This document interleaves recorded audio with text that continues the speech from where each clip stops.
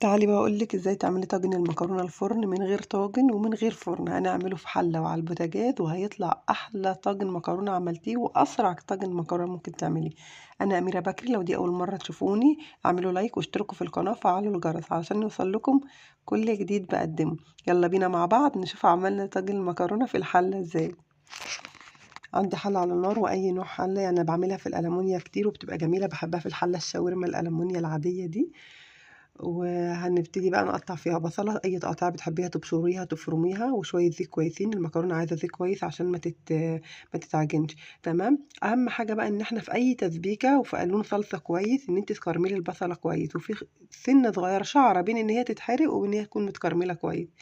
تنزلي بقى بالصلصة بتاعتك. أنا كنت الصلصة متجمدة ومسبكاها فقلبت بسرعة كده عشان أوقف نضج البصل عشان ما تتحمرش وأكتر من كده وتتحرق. تمام. ونزلت كمان بشوية مية. سِبت الصلصة بتاعتي لمّا تفُك يعني، وبعدين هاضيف بقى البهارات بتاعتي.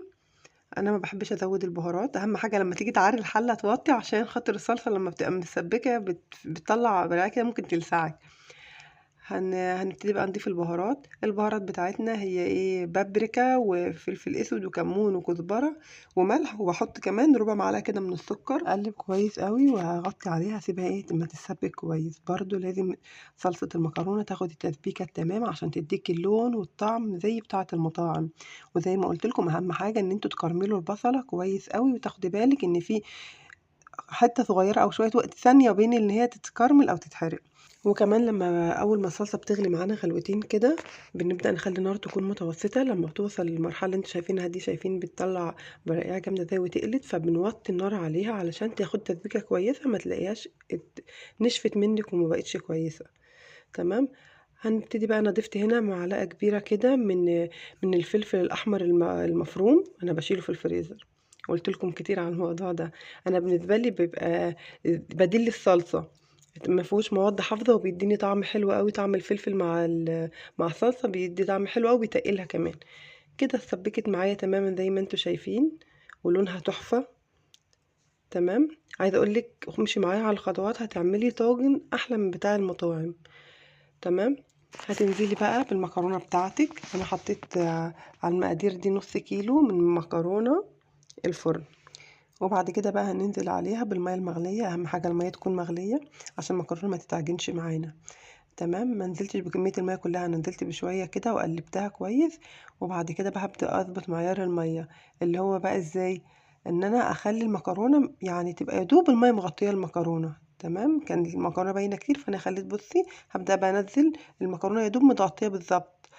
هنزل كمان، هديها تقليبة كمان، وهنزل المكرونة اللي طالعة. احاول ما اخليش اي مكرونة تكون طالعة. وهغطي الحلة بتاعتي وهسيب المكرونة على نار عالية لحد ما تغلي. تمام. هتغلي معايا. اول ما بتبدأ تغلي خالص كده زي ما انتوا شايفين دلوقتي، هحسب لها بالظبط دقيقتين. بان هي بتغلي بالشكل ده دقيقتين، بعد ما تغلي بالمنظر ده دقيقتين بالظبط. وبعد كده هبدأ اهدي النار عليها خالص زي ما بنهديها على الرز. هديتي النار عليها، هتغطيها تاني وهتسيبيها بقى على النار الهادية دي لحد ما تلاقي المكرونة معاكي زي ما انت شايفة كده شربت المية كلها، ما فيش غير صوص بسيط جدا. الصوص ده هو اللي هيكمل سواها بيه. بس بعد ما هنقفل النار، يعني هنقفل النار عليها دلوقتي، هنغطيها وهنقفل عليها النار.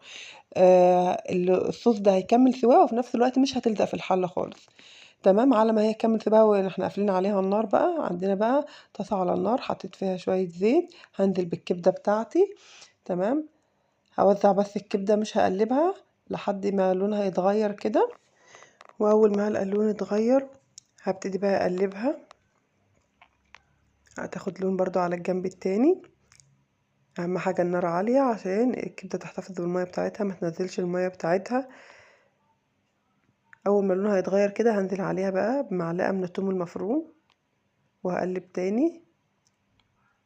اول ما الثوم ريحته بتطلع معايا هنزل بقى ببصلة متقطعة قطع صغيرة او التقطيعة اللي تحبيها، وهقلب الكلام ده كله مع بعضه.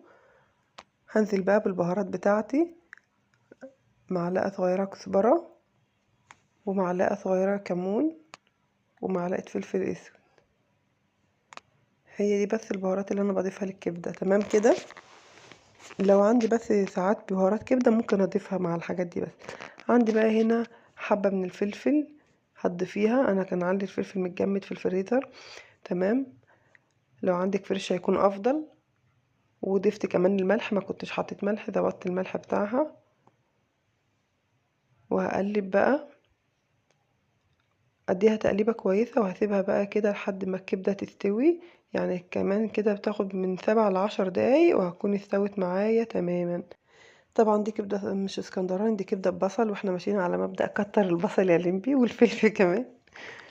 تمام كده بقى. بعد ما الكبده استوت هنبدأ بقى نقلب طاجن المكرونه بتاعنا اللي احنا عملناه في الحله، مش في الطاجن، وفي على البوتاجاز مش في الفرن.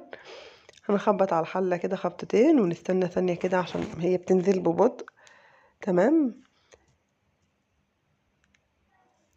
هنبدأ نرفعها بالراحة واحدة واحدة، هتلاقي منزل معانا الطاجن. اهم حاجة ما تستعجليش، خبطي خبطتين كده وهو بينزل على مهله كده بالراحة، علشان لو استعجلتي وهزيتي الحلة جامد ورفعتيها مرة واحدة ممكن الطاجن المكرونة تفك من بعضها منك، ما يبقاش شكله زي ما انت شايفة كده.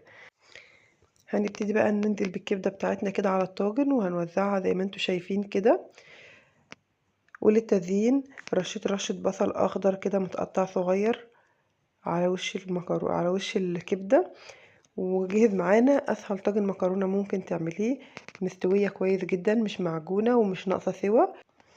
وبكده يبقى عملنا احلى طاجن مكرونه من غير فرن ومن غير طاجن، وينفع في الحله الالمونيه، بتتقلب بكل سهوله ومش بتلزق خالص على فكره لو مشيتي على نفس الخطوات. ولو عجبكم الفيديو ما تنسوش تعملوا لايك وتشتركوا في القناه.